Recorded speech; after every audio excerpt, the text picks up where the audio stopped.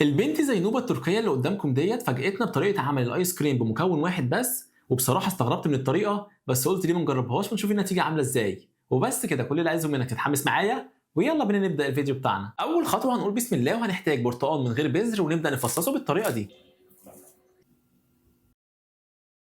وبعد ما نرصه في الصينية هندخله الفريزر لحد ما يجمد ونرجع لكم تاني. وبعد مرور حوالي ساعة في الفريزر هنطحنه في الكبة أو محطة الطعام.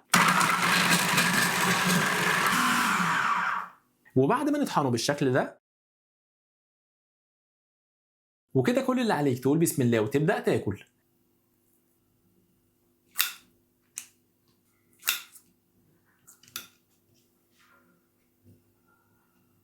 بسم الله.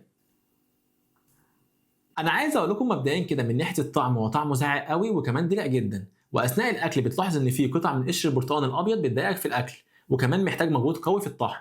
ممكن بقى لو ضفنا له سكر او عسل الطعم يظبط معاك شويه، بس انا بصراحه بالنسبه لي تجربه مقبوله. وبس كده بيكون انتهى الفيديو بتاعنا، واشوفكم في فيديو جديد. سلام.